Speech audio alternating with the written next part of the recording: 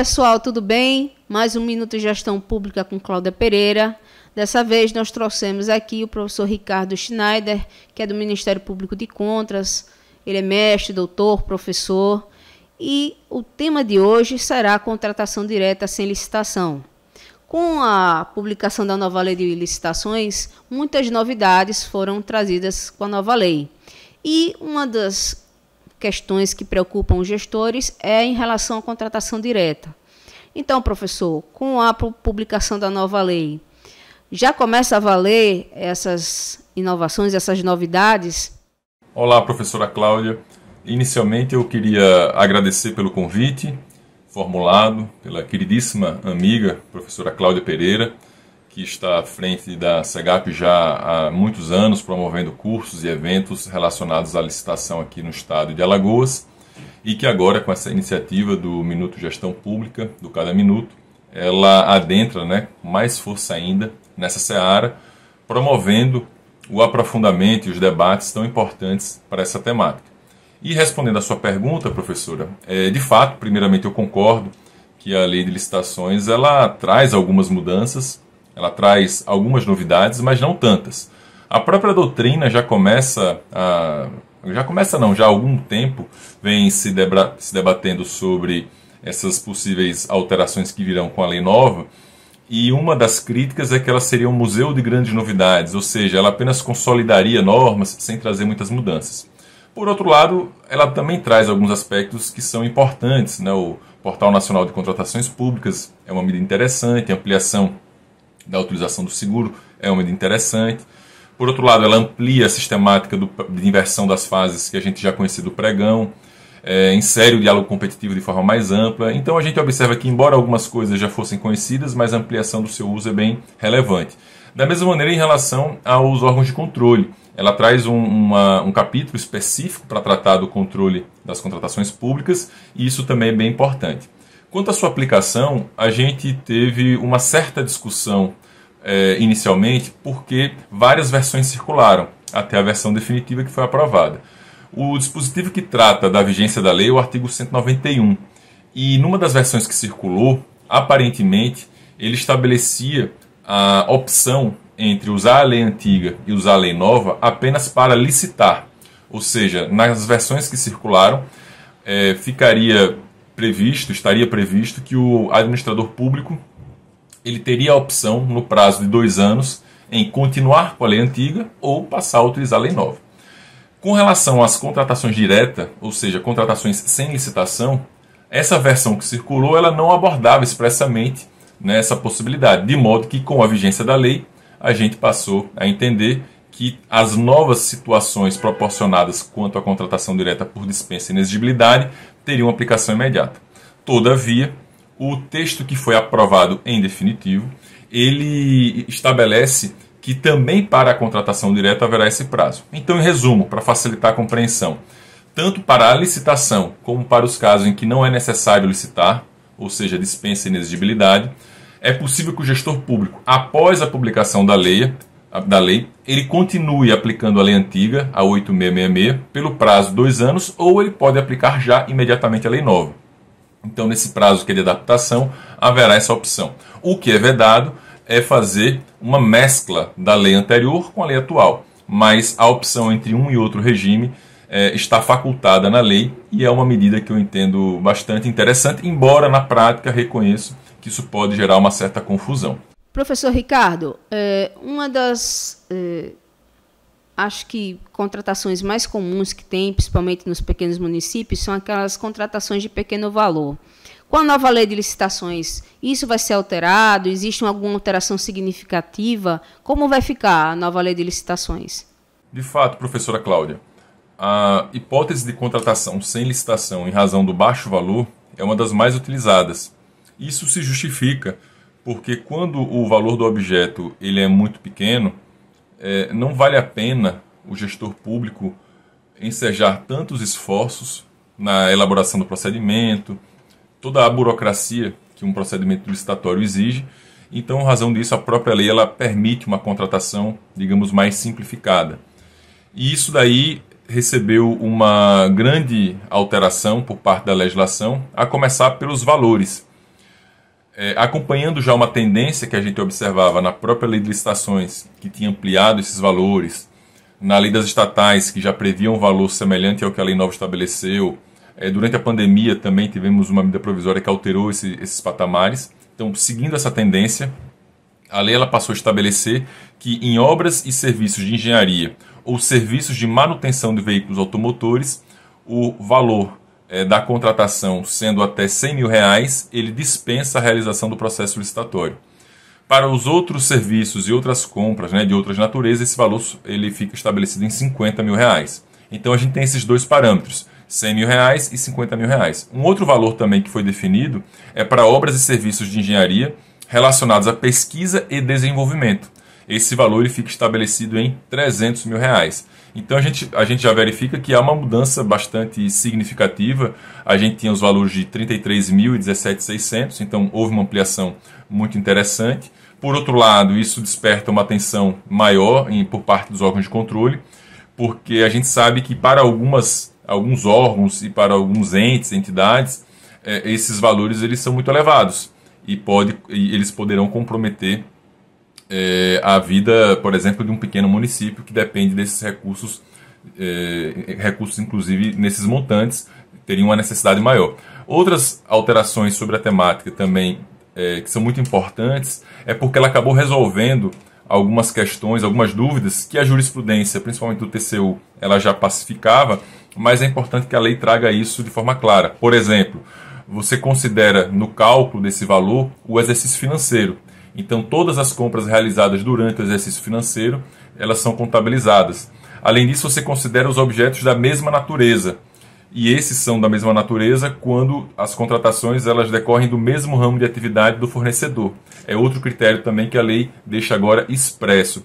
E isso é bem interessante. E mais uma mudança que a lei trouxe, que eu reputo da maior relevância, foi, não digo a obrigatoriedade, porque ela fala em preferencialmente, mas a possibilidade e até mesmo uma recomendação mais forte de que os gestores divulguem na internet, 3 dias antes de realizarem a contratação, a divulgação do interesse no objeto, justamente para permitir que outras pessoas possam apresentar um orçamento, possam apresentar propostas que sejam ainda mais vantajosas. Não chega a ser um procedimento licitatório, mas condiciona, digamos assim, a contratação de pequeno valor a essa prévia divulgação por 3 dias úteis.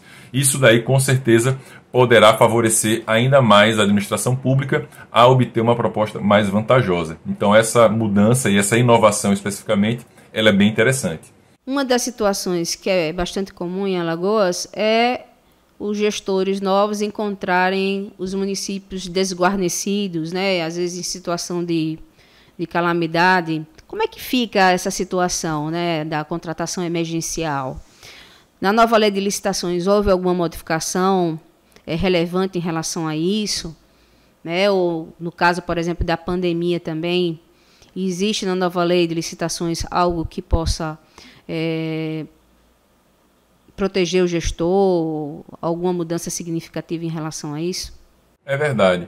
Uma das situações mais problemáticas que nós encontramos na nossa atuação no Ministério Público de Contas é a das contratações emergenciais. E elas ocorrem por diversas maneiras, ou por várias razões. A gente verifica muito, de fato, no começo de cada gestão, quando a transição do mandato não ocorre de maneira adequada, ou quando naquela localidade, naquele determinado município, há uma mudança de grupos políticos que são adversários ferrenhos, e quando o grupo novo chega, encontra uma prefeitura devastada, sem documentos, produtos, sem nada, e aí precisa fazer contratações rapidamente, emergencialmente. Também temos a questão das tragédias, como foi mencionado, inundações, a própria pandemia. Então, às vezes a falta de produtos e de medicamentos, que isso pode decorrer até de uma negligência do gestor que não fez um planejamento adequado. Então, há várias situações que podem justificar uma contratação emergencial e que, em alguns casos, isso ocorre por algo que foge ao controle do gestor público, em outros casos, não. Uma questão que a lei inseriu de forma expressa e que a jurisprudência já exigia é a responsabilização de quem dá causa à contratação emergencial. Então isso agora está previsto de forma expressa na lei. Mas a grande mudança mesmo que ela estabeleceu foi a do prazo. Havia, durante o regime anterior, algumas dificuldades, porque o prazo das contratações em relação ao que a lei estabelecia, ele era limitado a 180 dias. Então, diante de uma calamidade ou de uma emergência, o contrato emergencial ele poderia ter essa duração máxima de 180 dias. E muitas vezes isso não era suficiente para resolver aquela situação de calamidade. A nova lei ela muda e ela estabelece o prazo de 1 ano. Então eu acredito que até mesmo aquelas situações em que o TCU e alguns tribunais de contas permitiram a prorrogação do prazo, contrariando o que a lei expressamente vedava e veda também, eu acho que não vai ser mais necessário, porque com esse prazo de 1 ano a gente entende que seria razoável supor que as contratações emergenciais poderiam ser atendidas. Então essa é a grande mudança, o prazo passa de 180 para 1 ano. Uma outra novidade que a gente tem é porque, como eu disse, a lei vedava, e a lei nova também veda, a prorrogação dos contratos. Então isso continua valendo. Uma questão que se tinha na doutrina e na própria jurisprudência é se poderia haver uma recontratação. Então, diante da permanência da situação emergencial, poderia ser realizado um novo contrato. Isso é diferente de prorrogar o mesmo contrato. E alguns autores defendiam isso. Olha, em vez de prorrogar, faça um novo contrato se aquela situação permanecer. E o que a lei nova traz? A lei nova, aparentemente, ela permite essa recontratação. Por quê? Porque ela traz uma novidade que é vedar a recontratação da empresa já contratada. Bom, se ela veda a recontratação da empresa que já foi contratada emergencialmente, a gente pode interpretar que a recontratação ou um novo contrato de uma empresa que não seja a mesma poderá ocorrer. Então, em resumo, diante de uma situação emergencial, se esse prazo de 1 ano não for suficiente e isso ensejar uma outra contratação também emergencial, não pode ocorrer essa contratação da empresa que já está lá prestando o serviço. Uma outra teria que ser contratada. Então essa é a primeira leitura que a gente faz e também seria uma novidade trazida pela nova lei.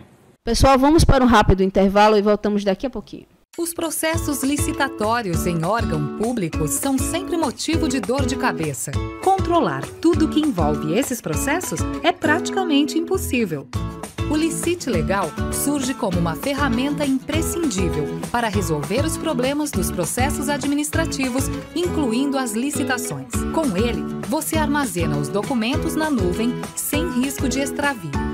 O sistema é adaptável ao fluxo organizacional de cada unidade administrativa. Você pode visualizar a linha de tempo com indicação dos atos e prazos percorridos durante o processo administrativo. E ainda, controlar os prazos e quantitativos dos contratos ou atas de registro de preços. Você tem acesso às informações em tempo real de onde estiver. O sistema ainda oferece módulos de gestão de contratos e controle do envio dos processos licitatórios ao Tribunal de Contas do Estado, evitando multas e ações de improbidade. Ganhe mais segurança, eficiência e economia. Professor Ricardo Schneider, há alguma outra alteração que o senhor gostaria de falar que a nova lei de licitações trouxe?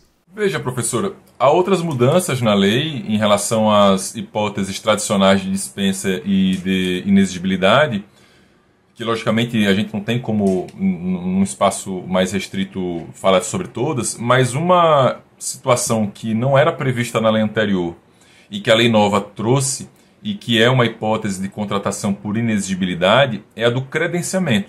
O credenciamento ele é uma construção da administração e da própria jurisprudência no sentido de permitir a contratação direta em casos em que a competição era inviável, mas de fato não havia nada específico sobre essa hipótese na Lei 8.666. Mas como a hipótese de inexigibilidade ela é uma hipótese aberta, então qualquer situação em que não seja viável a competição, o gestor público ele pode contratar sem licitação, por uma razão óbvia, se não tem como fazer competição, como licitar. Então construiu-se essa situação e o TCU, principalmente, ele dava alguns parâmetros. A lei nova ela regulamenta essa possibilidade e traz várias questões que são bem interessantes. Então, basicamente, há 3 hipóteses de credenciamento. Quando a administração pública ela faz uma contratação paralela e não excludente, O que é isso? É quando ela contrata todos os interessados que preenchem os requisitos e que aceitem aquele preço que é estabelecido previamente pela própria administração. O credenciamento ele fica aberto, não há um prazo delimitado, e quando o eventual interessado que preenche os requisitos se apresentar, ele automaticamente já é contratado, e a demanda, o trabalho que ele vai prestar, vai variar, vai ser distribuído, melhor dizendo, de forma objetiva, né? Um exemplo até que o TCU mencionou seria de escritórios de advocacia, em que você contrata todos que atendam aqueles parâmetros mínimos, e a demanda que for chegando é distribuída de forma objetiva para todos, e eles recebem por aquela demanda. Uma outra hipótese que a lei prevê é a da contratação a critério de terceiros, quando o próprio beneficiário do serviço escolhe. Como é que acontece isso? Alguns setores da administração pública, eles prestam ao servidor público, ao servidor, né, que lá trabalha, serviços médicos, serviços laboratoriais. Então, os médicos, a rede de médicos e de laboratórios que tiver interesse em prestar seus serviços para aqueles servidores, ela é credenciada pelo órgão público, e quem escolhe o médico ou o laboratório para fazer um exame é o próprio servidor. Então, é uma contratação a critério de um terceiro, que no caso é o servidor que vai ser beneficiado. Também é uma situação de credenciamento. Uma outra novidade que vai ao encontro dessa modernidade, do avanço tecnológico que a gente observa, é a da contratação para os chamados mercados fluidos. Isso viabiliza uma hipótese de contratação, porque nas outras duas o preço é definido pela administração. Nessa não. Nessa, como é um mercado fluido, ele varia. A gente pode mencionar, por exemplo, a contratação de passagem aérea. O valor, né, ele oscila a depender do momento em que a gente vai lá no site para fazer uma compra, ou então ainda o transporte por meio de aplicativos, em que a gente sabe que há uma variação de acordo com a demanda, com a procura em uma determinada situação. Então, nesses casos, também se admitiria o credenciamento, a administração pública poderia credenciar todos, e aí o preço seria definido e registrado de acordo com naquele momento, e geralmente é definido por algoritmos, por inteligência artificial. Então, eu acredito que o credenciamento não chega a ser uma total novidade, porque já era conhecido, mas na nova lei a sua regulamentação é uma novidade, e também essas novas possibilidades que a jurisprudência anteriormente não vislumbrava. Eu acredito que ele, bem utilizado, pode ser bastante útil. Professor, para finalizar, né, o nosso bate-papo, a nova lei de licitações ela vai trazer muitas dúvidas, né, em relação à sua aplicação. Lógico, a lei 8666/93 traz até hoje. E o que o gestor pode fazer para mitigar essas dúvidas, né? O que ele pode fazer para justamente discutir isso e trazer um pouco mais de segurança jurídica para ele? Concordo. Uma nova legislação, ainda mais com a dimensão que a nova lei de licitações ela tem, com tantos artigos, né? A gente tem praticamente 200 artigos que acabaram consolidando muitas questões que a gente já conhecia, por um lado, mas também trouxeram novidades. Isso gera um ambiente de uma certa insegurança jurídica. A gente viu isso no ano passado. Durante a pandemia, várias medidas provisórias foram editadas na área de licitações para viabilizar a atuação do poder público no enfrentamento. A questão das compras emergenciais, né, que foram tratadas especificamente, né, e aí a gente teve a possibilidade de comprar respiradores, agora se debate vacinas. Também tivemos a questão da possibilidade de pagamento antecipado. Isso daí foi normatizado, mas antes não havia uma norma legal autorizando o pagamento antecipado, né? Enfim, aquele ambiente de insegurança, ele faz com que os gestores públicos tenham receio de tomar algumas decisões, né? Alguns falam até mesmo no direito administrativo do medo, no apagão das canetas. Enfim, o que a lei traz, né? Ou poderia ter trazido para mitigar isso?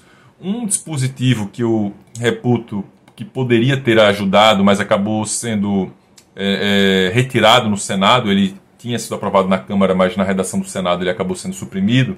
Era de uma hipótese específica de consulta que poderia ser formulada por órgãos, entidades, não só o controle externo aos tribunais de contas, mas ao controle interno. E eu acho que seria bastante interessante essa previsão, e a lei fala até mesmo como um controle preventivo, porque ela estabeleceria um prazo para que essa consulta fosse respondida, um prazo de 1 mês, e ela ajudaria muito para que essas dúvidas que acabam surgindo inicialmente, elas pudessem ser respondidas. Então, o gestor que quer acertar, muitas vezes ele quer saber apenas qual é a interpretação adequada, seja do controle interno, né, do ente ao qual ele está interligado, ou do controle externo, do Tribunal de Contas. E isso aí não foi colocado, não foi aprovado pelo Senado. Menos mal que a maioria, eu posso até arriscar que todos os tribunais de contas, eles têm nas suas leis orgânicas essa possibilidade de consultas. Então é um instrumento que eu sempre incentivo a sua utilização. Um outro mecanismo que também poderá servir para afastar ou para reduzir esse ambiente de insegurança é o dispositivo do artigo 172 da nova lei, ao tratar das súmulas do TCU, ou atribuindo às súmulas do TCU uma espécie de efeito vinculante em relação aos órgãos de controle. Então o que a gente observa?